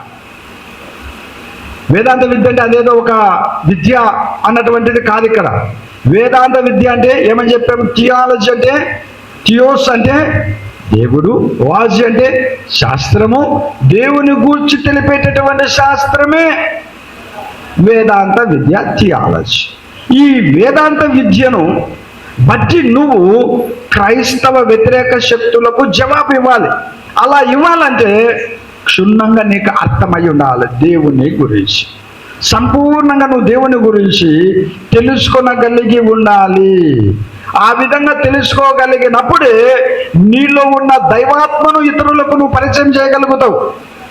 ఆ విధంగా తెలుసుకోగలిగినప్పుడే నీలో ఉన్న దేవుణ్ణి నువ్వు చూపించగలుగుతావు. ఏడి నీలో ఉన్న యేసు నాకు చూపించు అని అంటే ఏం చెప్తాం మనం? నీలో ఉన్న యేసు ఎక్కడో చూపించు అంటే ఎక్కడ చూపించగలుగుతాం? అందుకే మనలో ఉన్న యేసును చూపించాలంటే మనము ఆ యేసును సంపూర్ణంగా తెలుసుకొని ఉండాలి. ఆ యేసును సంపూర్ణంగా తెలుసుకొని ఉండాలి. అప్పుడు సంఘములో, సమాజంలో ఉన్న వ్యతిరేక శక్తులతో మనము నిలబడేటటువంటి అవకాశము ఉంటుంది. పిలుపు వచ్చి యేసు స్వామిని అడిగాడు. ఏమడిగాడు? కూడా యేసు, మాకు ఎవరిని కనపరచమన్నాడు? తండ్రిని కనపరచు, మాకంతే చాలు అన్నాడు. ఇంకా ఎట్లా చూపించాలా తండ్రిని? ఎట్లా యేసు స్వామి పిలుపు అడిగిన ప్రశ్నకు సమాధానం చెప్పాలి? అప్పుడు ప్రభు ఏమంటున్నాడు? పిలుపు, నేను ఇంతకాలము నీతంటూ నన్ను ఎరగవా? నన్ను చూసిన వాడు ఏమంటూ ఉన్నాడు? తండ్రిని చూచి ఉన్నాడు. నన్ను ఎరిగినవాడు తండ్రిని ఎరిగి ఉన్నాడు పిలుపు అని అంటారు. అప్పుడు పిలుపుకి అర్థమైపోయింది. అంటే యేసులో ఉన్న పవిత్రత, యేసులో ఉన్న తండ్రిని గూర్చినటువంటి క్షుణ్ణమైన విషయములన్నీ నన్ను చూస్తే తండ్రిని చూసినట్టే అన్నటువంటి విధానములో పిలుపుకు అర్థమయ్యే విధంగా యేసు స్వామి సంబోధన ఇవ్వగలిగాడు. అంటే పిలుపులో ఉన్న ఈ వ్యతిరేకమైన ధోరణిని ప్రభువు క్షుణ్ణంగా తొలగించగలిగాడు. మరి మనము కూడా మన యొక్క విశ్వాసానికి వ్యతిరేకంగా ఉన్న ప్రతి ఒక్కరిని విభేదిస్తూ తొలగించుకోవాలంటే ముందు నువ్వు యేసును సంపూర్ణంగా తెలుసుకొని ఉండాలి. కాబట్టి ఇది మొదటి భాగం. వేదాంత విద్య అన్నటువంటిది మొదటి భాగం. ఈ భాగములో ఎన్ని చెప్పుకున్నాం మనము? 4 విషయాలు చెప్పుకున్నాం. ఒకటి, వేదాంత విద్య ఎందుకు అభ్యసించాలి, లేక దేవుణ్ణి గూర్చి ఎందుకు తెలుసుకోవాలి. విద్య అనేది పక్కన పెడదాం. వేదాంత విద్య అంటే దేవుని గూర్చి తెలిపేటటువంటి శాస్త్రము. ఈ దేవుని గురించి నేను ఎందుకు తెలుసుకోవాలి అని అంటే ఒకటేమని చెప్పుకున్నాము? విశ్వాసాన్ని బలపరుచుకోవాలి. రెండవది సువార్త ప్రకటన కొరకు. మూడవదిగా విభేదాలను సవరించుకోవడానికి. నాలుగవదిగా వ్యతిరేక శక్తులకు జవాబు ఇవ్వడానికి. ఇప్పుడు మీరు కూడా అభ్యాసకులుగా మారారు కదా. ఇప్పుడు మీరు దేవుని గూర్చినటువంటి తెలుసుకోగలిగారు. ఎందుకు నేను యేసుని తెలుసుకోవాలి అంటే 4 విషయాల కోసం. రెండవ భాగం అని చెప్పాము. ఏం చెప్పాము? ఒకటేమో వేదాంత విద్య, రెండవది ఏం చెప్పాము? మరి అభ్యాస సమాజముగా మార్చబడాలి. సంఘం అనగా మనం. అందుకు మనము అభ్యాసకులముగా మార్చబడాలి అన్నటువంటి దానికి మనకు మొదటి పాఠములోకి మనం వెళ్దాం. మొదటి పాఠం ఏ పాఠం చదువుకున్నాం మనము? నెహెమ్యా గ్రంథం 8వ అధ్యాయం 1 నుంచి 12 వచనముల్లోకి మనం వెళ్ళగలిగితే ఎట్లా నువ్వు అభ్యాసకులుగా మార్చబడతావు, ఏ విధంగా సంఘము అభ్యాస సమాజముగా మార్చబడుతుంది అన్నదానికి మొదటి పాఠములో నుంచి పరిశుద్ధ ఆత్మదేవుడు మనతో మాట్లాడే ఆత్మీయ సత్యం ఏమిటంటే అభ్యాస సంఘము వినే సమాజముగా ఉండాలి. అది అక్కడ మొదటి పాఠము ద్వారా ఏంటంట? వినే సమాజముగా ఉండాలి. ఇప్పుడు మనమంతా అభ్యాస సంఘం. అయితే ఈ అభ్యాస సంఘము ఈ మొదటి పాఠము ద్వారా ఎట్లా మారాలంటూ ఉన్నారు? వినే సమాజముగా. అంటే మనం ఇప్పుడు అందరము ఇక్కడికి వచ్చాము. మనమందరము రావడానికి కారణం ఏంటి? దేవుని మాటలను వినడానికి. ఈ వినడం అన్నటువంటిది అభ్యాసములో మనము చేయగలుగుతాం. నిరంతరము వినుట వినుట వినుట వినుట వలన ఏం కలుగుతుంది? విశ్వాసము కలుగుతుంది. అక్కడ ఒకేసారి చెప్పడం లేదు. వినుట వలన విశ్వాసం కలుగుతుంది అంటే అదేదో ఒక్కసారి అని కాదు. వినుట వినుట వినుట వినుట వలన ఏంటంట కలిగేది? విశ్వాసం.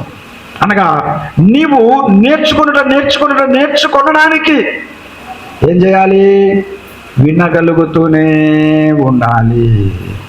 అందుకే ఈ మొదటి పాఠము ద్వారా నెహమ్య తనకివ్వబడినటువంటి ధర్మశాస్త్రమును ఆయన ఏం చేయగలిగాడు? చదివి వినిపిస్తూ ఉన్నాడు అంట. ఎంతవరకు సమయం? అక్కడ ఎంత ఇచ్చాడు సమయము? సాయంకాలం వరకు అంట. చాలా సుదీర్ఘమైనటువంటి సమయం. దైవశాస్త్ర గ్రంథమును చదువుతూ ఉంటే ప్రజలందరూ ఏం చేస్తూ ఉన్నారు? శ్రద్ధగా వినగలుగుతూ ఉన్నారు. వినుట వలన వారిలో ఒక గొప్ప మార్పు కలిగింది. ఏంటి ఆ మార్పు? ఏడ్చి ఏడ్చి ప్రలాపిస్తూ ఉన్నారంట. అంటే వాక్యము విన్నప్పుడు, విన్నటువంటి వాక్యము వారు ఏమై ఉన్నారో వారికి తెలియపరిచింది. విన్నటువంటి వాక్యము తాము ఏ స్థితిలో ఉన్నారో వారికి తెలియపరచగలిగింది. విన్నటువంటి వాక్యము మేమేమైపోతామో అని వారితో మాట్లాడగలిగింది. అందుకు ఇదంతా వారు ఏమై ఉన్నారో, ఏమైపోతారో ఇదంతా తెలుసుకున్న తర్వాత వారి కన్నుల నుంచి ఏమి వస్తూ ఉన్నాయి? కన్నీరు కారుస్తూ ఉన్నారు అంట. చాలా బాధపడిపోతూ ఉన్నారు. చాలా దుఃఖాక్రాంతులు అయిపోతూ ఉన్నారు. సుంకరి దేవాలయమునకు వెళ్ళగలిగినప్పుడు రొమ్ము కొట్టుకొనొచ్చు అన్నమాట మనం చూడగలుగుతూ ఉన్నాం. ఎందుకు? మందిరములోకి వెళ్ళంగానే ఈ మందిరము అతనితో ఏం చేయగలిగింది? మాట్లాడింది. అందుకు అతడు ఏం చేశాడు? దేవా, పాపినైనా నన్ను కరుణించు అన్నాడు. అంటే మందిరములోని విషయాలు తన మనస్సును తాకాయి. తనలో ఉన్న పాపాన్ని తెలపరిచాయి. తాను ఏమైపోతాడో, భవిష్యత్తు ఏమైపోతుందో అన్నటువంటి విషయాన్ని అతని యొక్క మనస్సును గుర్చినాయి. అందుకేం చేస్తూ ఉన్నాడు? నేను పాపిని ప్రభువా, నన్ను కరుణించు. ఏడవడం మొదలుపెట్టాడు. రొమ్ము గుద్దుకోవడం ప్రారంభం చేశాడు. ఈ కలిగినటువంటి మార్పు వలన ఇతడు ఏమైపోతూ ఉన్నాడు?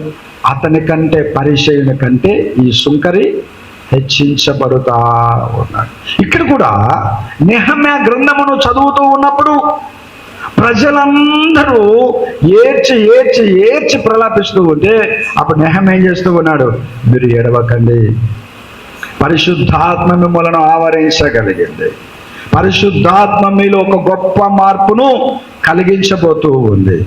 పరిశుద్ధాత్మ మిమ్మలను ప్రేరేపణతో నిరంతరము మీరు ఒక అభ్యాస సమాజముగా ఇక మార్చబడతారు అని చెప్పి వారిని అందరినీ ఓదారుస్తూ ఉన్నట్లుగా మనము మొదటి పాఠము ద్వారా చూడగలుగుతా ఉన్నాం. అందుకే వేదాంత విద్యను తెలుసుకున్న తర్వాత మనలో ఏ విధమైన మార్పు రావాలి?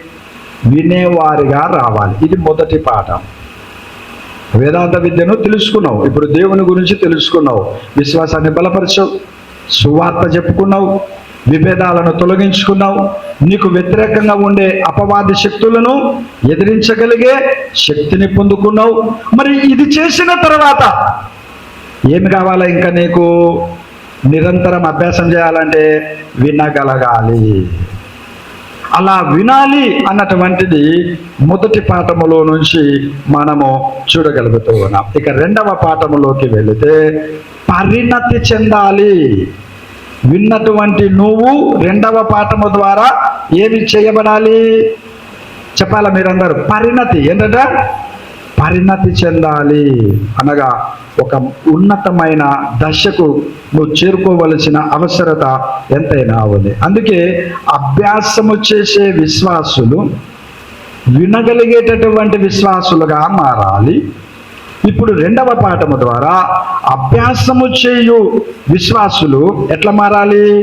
పరిణతి చెందిన విశ్వాసులుగా మారాలి. అందుకే పౌలు కొరింథీయులకు రాసిన మొదటి పత్రిక 14వ అధ్యాయం 20 నుంచి 23 వచనములలో 3 విషయాలు తెలపరుస్తూ ఉన్నాడు. 20వ వచనం ఆధారముగా ఏం చెప్తూ ఉన్నాడంటే, మన మనస్సును పరిపక్వతలోకి రప్పించుకోవాలి, లేక పరిణతి చెందించుకోవాలి.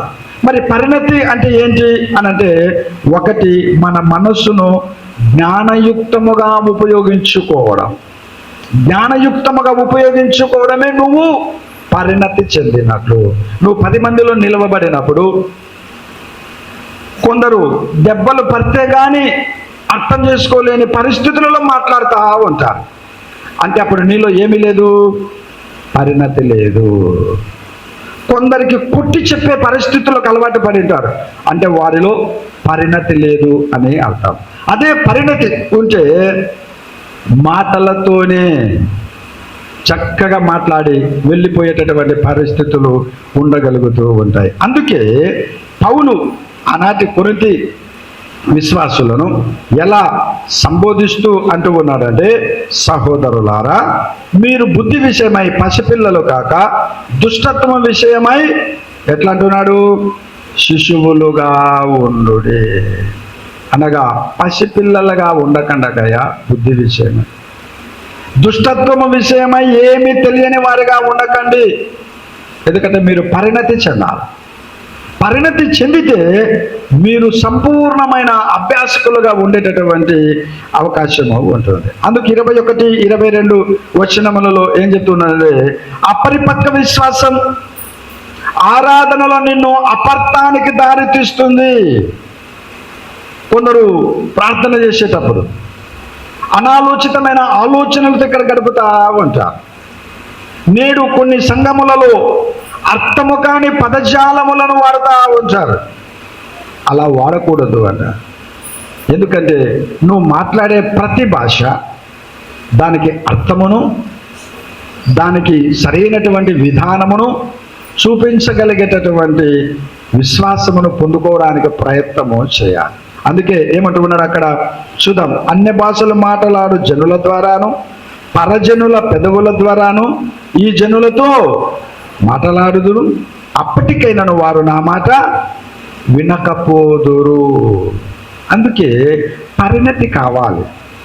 పరిణతి ఉంటే మనం ఎంతైనా దీవించబడతాం, ఆశీర్వదించబడతాం. ఇక మూడవదిగా మనం చూడగలిగితే, సువార్త పాఠము ద్వారా అభ్యాస సమాజము ఎట్లా ఉండాలి అనంటే ఫలించాలి. 3 పాఠాల ద్వారా 3 విషయాలు. ఒకటి, మొదటి పాఠము ద్వారా అభ్యాస సమాజం ఎట్లా ఉండాలి? వినగలగాలి. రెండవ పాఠము ద్వారా అభ్యాస సమాజము ఎట్లా ఉండాలి? పరిణతి చెందాలి. మూడవదిగా అభ్యాస సంఘము ఎట్లా ఉండాలి? మరి ఫలించగలిగే విధముగా ఉండాలి. అంటే వినాలి, పరిణతి చెందాలి, ఫలించాలి. ఇదే ఈ దినమున నువ్వు చేసేటటువంటి అభ్యాసము ద్వారా 3 జరగాలి నీలో. వినడము ద్వారా పరిణతి చెందాలి, పరిణతి ద్వారా ఫలించాలి. ఈ 3 నీలో ఒక కంఠపాఠముగా ఉండగలగాలి. అందుకే ప్రభు ఏం చేస్తూ ఉన్నాడు? విత్తనమును గూర్చినటువంటి ఉపమానమును మనకిక్కడ తెలపరుస్తూ ఉన్నాడు. మరి అక్కడ మనం చూస్తే విత్తువారెవరు? యేసుక్రీస్తు. విత్తనం అంటే వాక్యము. ఆయన నాటుచూ ఉన్నాడంట విత్తనము. మరి నాటుచూ ఉన్నప్పుడు కొన్ని ఎక్కడ పడినాయి? త్రోవ పక్క పడ్డాయి. త్రోవ పక్క అంటే ప్రజలు నడిచే మార్గం. త్రోవ పక్క పడిన దానిని ప్రజలు నడుస్తూ ఉన్నప్పుడు వారి కాళ్ళ కింద ఇవేమైతా ఉంటాయి? నలిపివేయబడతా ఉంటాయి. రెండవదిగా ఏ నేల చెప్తూ ఉన్నాడు? రాతి నేల. అంటే సిద్ధపడని పాపి హృదయానికి సాదృశ్యం. నువ్వు సిద్ధపడి మందిరానికి రాకపోతే, యేసుక్రీస్తు నీలో వాక్యం ఈ దినమున విత్తినా కూడా అది ఫలించు. అందుకే ఈ దినమున మన యొక్క మనస్సును ఒక నేలతో పోలుస్తూ ఉన్నాడు పరిశుద్ధాత్మ దేవుడు.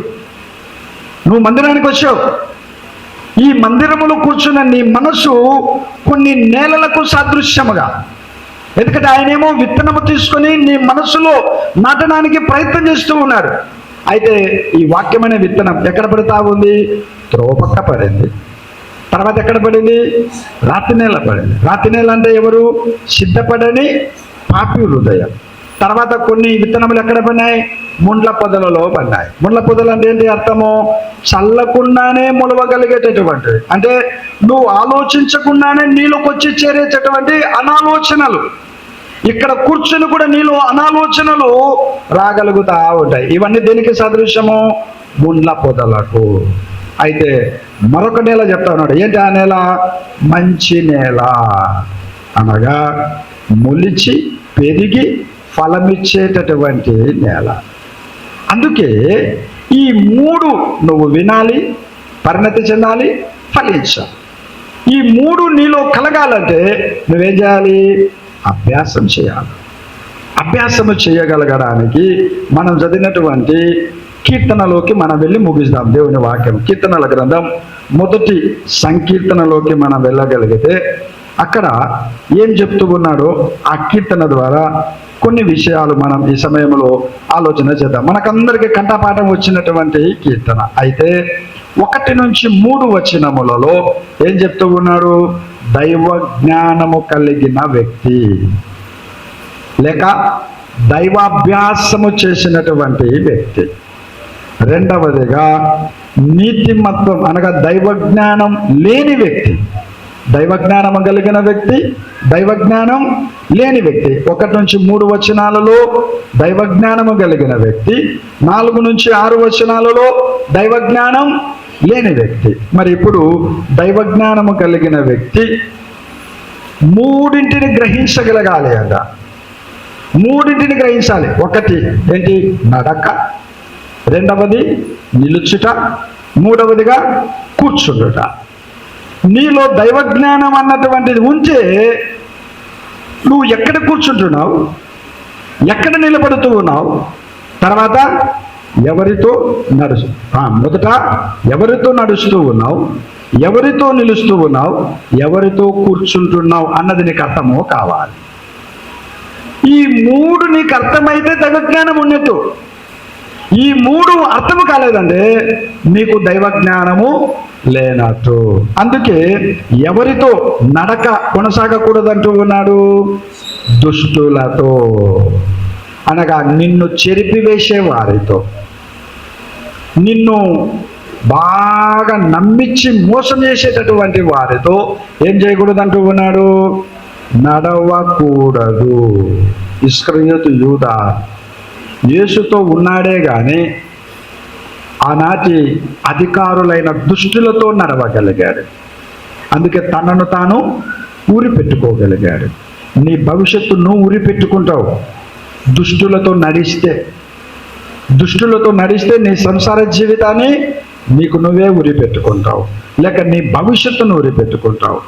రెండవదిగా ఏమంటూ ఉన్నాడు? మరి నిలుచుట, అనగా ఎవరితో నిలవకూడదు అంటున్నాడు? పాపులతో. దుష్టులతో నడవకూడదు, పాపులతో నిలవకూడదు. తర్వాత ఎవరితో కూర్చోకూడదు అంటున్నాడు? అపహాసకులతో. కొందరు అంటూ ఉంటారు, నేనేం చేయలేదు, నేను వారితో ఊరిక నడిచాను అంటారు. మరికొందరు ఏమంటారు? నేనేం చేయలేదు, నేను వారితో కూర్చున్నాను అంటారు. నేనేం చేయలేదు, వారందరూ నవ్వుతాబట్టే నేను నవ్వాను అని అంటారు. అంటే నీకు తెలియకుండా నువ్వు నడిచినా, నీకు తెలియకుండా నువ్వు కూర్చున్నా, నీకు తెలియకుండా నువ్వు నవ్వినా కూడా నీలోకి కూడా మూడు వస్తువు ఉన్నాయి. దుష్టత్వం వస్తూ ఉంది, పాపం వస్తూ ఉంది, మూడవదిగా అపహాసం అన్నటువంటిది రాగలుగుతూనే ఉంది. అందుకే ఈ మూడింటి విషయంలో నువ్వు జాగ్రత్త పడాలంటే నీకు దేవుని గురించి తెలుసుకునే ఉండాలి. దేవుని గురించి నువ్వు క్షుణ్ణంగా తెలుసుకోగలిగితే అది ఎంతైనా ఆశీర్వాదకరం. అందుకే ఈ మూడు తెలుసుకున్నటువంటి వ్యక్తి ఎట్లా ఉంటాడంట? వాడిపోని జీవితం, ఫలమిచ్చే జీవితం, సఫలమయ్యే జీవితం. ఈ మూడు ఉంటాయి. అందుకని అతడు నీటి కాలువల యోరను నాటబడిన వాడు, ఫలమిచ్చు చెట్టు వలె ఉండును. అయితే దైవ జ్ఞానము లేని వ్యక్తి ఎట్లా ఉంటాడు అంటుంది వాక్యము, గాలి చెదరగొట్టు పొట్టు వలె ఉంటాడు. తర్వాత న్యాయ విమర్శలో నిలువని వ్యక్తిగా ఉంటాడు, నాశనానికి వెళ్ళిపోయే వ్యక్తిగా ఉంటాడు. కాబట్టి మన ప్రసంగం అంతా ఈ దినమున వేదాంత విద్య ఎందుకు అవసరము? విశ్వాసాన్ని బలపరచుకోవడానికి, సువార్త ప్రకటన చేసుకోవడానికి, విభేదాలను తొలగించుకోవడానికి, వ్యతిరేక శక్తులకు జవాబు ఇవ్వడానికి. ఇది వేదాంత విద్య అవసరం. వేదాంత విద్య అంటే దేవుని గూర్చిన విషయాలను తెలుసుకోవడం వలన ఈ 4 మేలులు ఉంటాయి. అయితే ఇది తెలుసుకున్న తర్వాత, దేవుని గురించి తెలుసుకున్న తర్వాత ఏమి మార్పులు రావాలి? వినే మార్పు రావాలి, పరిణతి చెందాలి, ఫలించాలి. ఇదే మన వాక్యం. గంట సేపు మనం చెప్పుకున్నా కూడా చివరికి అంతా పిండితే అక్కడ 4 విషయాలు, ఇక్కడ 3 విషయాలు. ఇంతే వాక్యం. ఇంకేమన్నా ఉంది ఆ వాక్యంలో? గంట సేపు నేను ఏమో అని అరిసి పెట్టినా కూడా ఏముంది ఇంకా దీంట్లో? ఇంతే. దేవుని గురించి ఎందుకు తెలుసుకోవాలి చెప్పండి? అందరూ చూసారు, టపటపటపట చెప్పండి చూద్దాం. దేవుని గురించి ఎందుకు తెలుసుకోవాలి? రెండవది సువార్త, మూడవది విభేదాలను సవరించు, నాలుగవది వ్యతిరేక శక్తులు అంటే మనుషులు కాదు, మనలో ఉన్న అపవాది శక్తులు. వాటిని మనము ఎదిరించగలిగే ఆత్మీయత ఉండాలి. ఇలా తెలుసుకున్న తర్వాత 3 మార్పులు జరగాలి మన అభ్యాసంలో. ఏంటి అభ్యాసంలో? మొదటి మార్పు వినాలి, రెండవ మార్పు పరిణతి చెందాలి, మూడవ మార్పు ఫలించాలి. ఈ 3 మార్పులు దేనికి దారి తీయాలి? జ్ఞానము కలిగిన వ్యక్తిగా, జ్ఞానము లేని వ్యక్తిగా. జ్ఞానము కలిగిన వ్యక్తివైతే నువ్వు ఎవరితో నడుస్తూ ఉన్నావు, ఎవరితో నిలబడుతున్నావు, ఎవరితో కూర్చుంటున్నావు నీకు అర్థం కావాలి. అదే జ్ఞానము లేని వ్యక్తివైతే నువ్వు చెదరగొట్టు పొట్టు వలె ఉంటావు. అంటే నేను ఏమన్నా గాలికి లేచిపోతానా? 80 ఏళ్ళుండే 80 కేజీలుండే నేను 70 కేజీలు నేను గాలికి లేచిపోతానా అని అనుకోకూడదు. మన భవిష్యత్తు లేచిపోతుందంట. అది దాని అర్థం. మనం లేచిపోతామని కాదు. సుడిగాలి వచ్చినప్పుడు గాలిలో అక్కడున్న పేపర్లన్నీ ఏం చేస్తూ ఉంటాయి? తిరుగుతూనే ఉంటాయి. ఆ విధంగా ఉంటుందంట మన భవిష్యత్తు. తిరుగుతూనే ఉంటాం, ఊరికే పనికి మాలిన విధంగా తిరిగి పోయి ఎక్కడికి పోయి పడతాము? చివరికి న్యాయ విమర్శలో పడిపోతాం. గాలి చెదరగొట్టు పొట్టు దేనికి? ఇంకా ఏమవసరం? తూర్పు పడతారు, గింజలన్నీ ఒక పక్క పడుతుంటాయి, పొట్టంతా దూరాన పడిపోతా ఉంటాయి. నీ భవిష్యత్తు కూడా అంతే. దేవుణ్ణి తెలుసుకోగలేనప్పుడు, దైవిక జ్ఞానం నీకు లేనప్పుడు నువ్వు గాలి చెదరగొట్టు పొట్టు వలె ఉంటావు. అదే నువ్వు దేవుణ్ణి తెలుసుకోగలిగినప్పుడు, దైవ జ్ఞానం తెలుసుకోగలిగినప్పుడు మంచి వ్యక్తిగా నిలబడగలుగుతావు.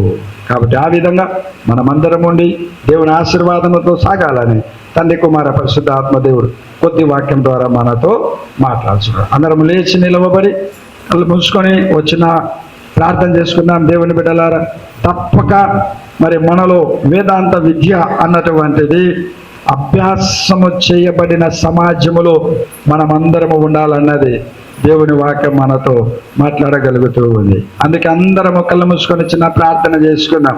దేవా, నువ్వు నాతో మాట్లాడావు నాయనా, నువ్వు నాతో మాట్లాడగలిగినావు ప్రభువా. మరి నేను నా విశ్వాసాన్ని బలపరుచుకోవాలి, నాకుగా నేను సువార్త ప్రకటన చేసుకోవాలి, నాలో ఉన్న విభేదాలను సవరించుకోవాలి, నాలో ఉన్న వ్యతిరేక శక్తులకు నేను జవాబివ్వాలి ప్రభువా. అందుకే మిమ్మల్ని తెలుసుకోవాలి ప్రభువా అని మొదటి భాగములో దేవుని బిడ్డలారా మనమందరము చూడగలిగా. కాబట్టి ఇది నువ్వు ప్రార్థన చేసుకో, కళ్ళు మూసుకోండి. ఏ ఒక్కరు కళ్ళు తెరిచి చూడవద్దు, ప్రార్థన చేసుకో. అప్పుడు తెలుసుకున్నప్పుడు నీ మనస్సు వినగలుగుతూ ఉందా? పరిణతి చెందుతుంది. పరిణతి చెందిందా? ఫలించగలుగుతూ ఉంది. అందుకే నువ్వు ఎవరితో నడవాలో, ఎవరితో కూర్చోవాలో, ఎవరితో నవ్వాలో ఇవన్నీ తెలుసుకోవడమే దైవికమైనటువంటి జ్ఞానం. కాబట్టి మనమందరము కలిసి ప్రభువును ఆరాధిస్తూ ప్రభు యొక్క కృపలో ఆశీర్వాదములతో ముందుకు కొనసాగడం. అందుకే ముఖ దర్శనము చాలయ్యా, నాకు నీ ముఖ దర్శనము చాలయ్యా. ఎందుకంటే దేవా, నీ దగ్గర నిరంతర అభ్యాసము చేయాలంటే నాకు నీ ముఖ దర్శనము కావాలయ్యా అని చక్కగా అందరూ క్లాప్స్ కొడుతూ దేవుని మహిమపరచడానికి ప్రయత్నం చేద్దాం. దేవుని బిడ్డలారా, ఏ ఒక్కరూ ఖాళీగా ఉండవద్దు. దేవుని ఆరాధించి మహిమపరచడానికి ప్రయత్నం చేద్దాం. ముఖ దర్శనం చాలయా, నాకు నీ ముఖ దర్శనం చాలయా, ముఖ దర్శనం చాలయా, ముఖ దర్శనం చాలయా, సమీపించని దర్శనం చాలయా,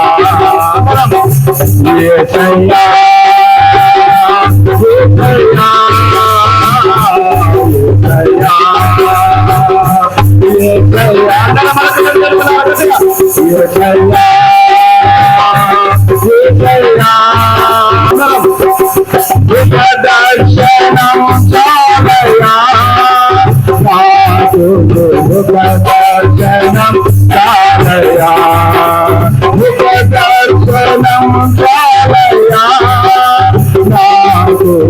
ముఖ దర్శనం చాలయా, పరలోకాను భావము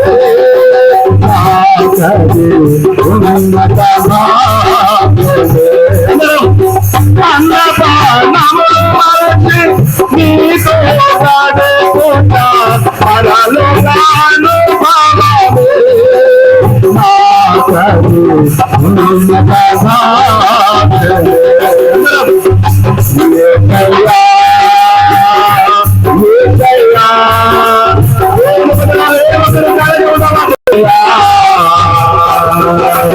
ముఖ దర్శనం చాలయా, నాకు నీ ముఖ దర్శనం చాలయా, ముఖ దర్శనం చాలయా, నాకు నీ ముఖ దర్శనం చాలయా, పరిశుద్ధ పరస్వామి పరిపూర్ణత చెంది మహిమ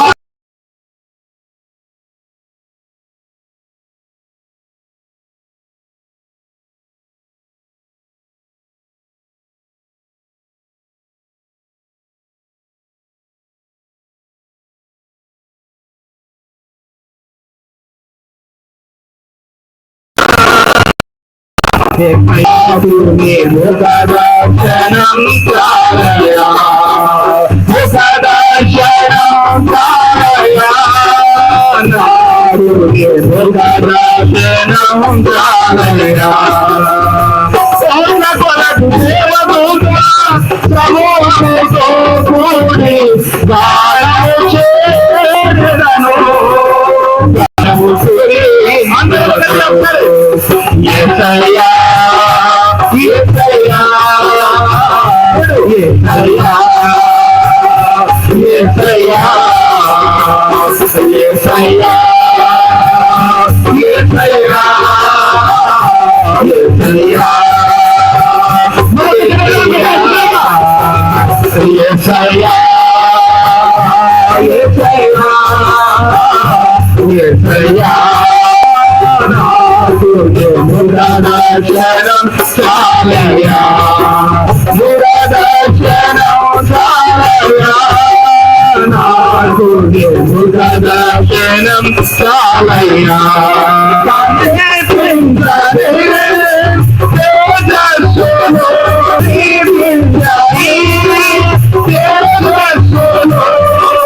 నివసించు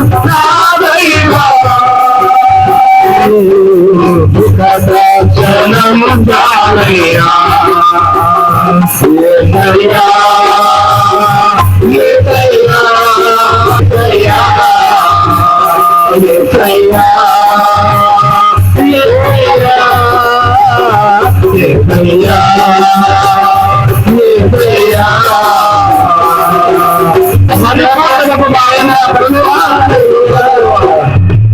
ఘనమైన పరిశుద్ధమైన నామమును బట్టి మీకు వెళ్ళలేని స్తుతులు స్తోత్రములు చెల్లిస్తూ ఉన్నా. ఈ సమయంలో మా తండ్రి విన్నటువంటి వాక్యము ద్వారా పరిణతి చెందగలిగి ఫలించగలిగి దైవ జ్ఞానమును సంపాదించుకోగలిగే కృపను మీరు ప్రసాదించమని ప్రార్థన చేస్తూ ఉన్నా. ఎవరి హృదయాంతరంగంలో ఎటువంటి కోరికలు దాగి ఉన్నవో వాటన్నిటిని ప్రార్థించగలిగిన ప్రతి ఒక్కరు పొందుకొనగలుగుటకు సహాయం చేయండి. ఎవరైతే అనారోగ్య పరిస్థితి, మోకాళ్ళ నొప్పులు, మెడమ నొప్పులు, నడుము నొప్పుల చేత, తలనొప్పి చేత ఎందరైతే బాధపడుచు ఉన్నారో ప్రభువా, వారందరికీ మీ గాయపడిన హస్తపు స్పర్శ అందించి పరిపూర్ణమైన ఆరోగ్యవంతమైన జీవితమును జీవించగలిగే కృపను మీరు ప్రసాదించమని మేము ప్రార్థన చేస్తూ ఉన్నాం. కాబట్టి మా సంఘం అభ్యాసము చేయగలిగిన సమాజము ప్రభువా, మిమ్మల్ని గురించి మేము తెలుసుకోగలిగాం. నిరంతర విద్యార్థులుగా అభ్యాసము చేయగలిగే, నేర్చుకోగలిగే బిడ్డలముగా నిలవబెట్టమని యేసు పేరట ప్రార్థించి వేడుకొనుచున్నాము తండ్రి. నైసవేశ ప్రమాణ సూత్రం చెప్తాం. పరలోక భూలోకముల దృశ్యములైన ప్రభు అయిన యేసుక్రీస్తును నమ్ముచున్నాను. ఆయన అన్ని లోకముల కన్నా ముందు తన తండ్రి నుండి జన్మించిన వాడును, దేవుడును, వెలుగు నుండి సృష్టింపబడక జన్మించిన వాడును, తండ్రితోనూ ఏకత్వము గలవాడనై ఉన్నాడు. సమస్తమును ఆయన మూలముగా కలిగెను.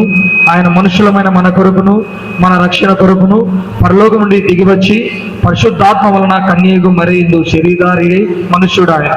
ఆయన మన కొరకు పొంది పిలాతు కాలముందు సిలువ వేయబడెను. ఆయన బాధపడి పాతిపెట్టబడెను. లేఖన ప్రకారం 3వ దిన తిరిగి లేచి పరలోకమునకెక్కి తండ్రి కుడి చేతి వైపున కూర్చుని ఉన్నాడు. ఆయన సజీవులకును మృతులకును తీర్పు తీర్చుటకును మహిమతో తిరిగి వచ్చును. ఆయన రాజ్యమునకు అంతము లేదు. అందరం కూర్చున్నాం.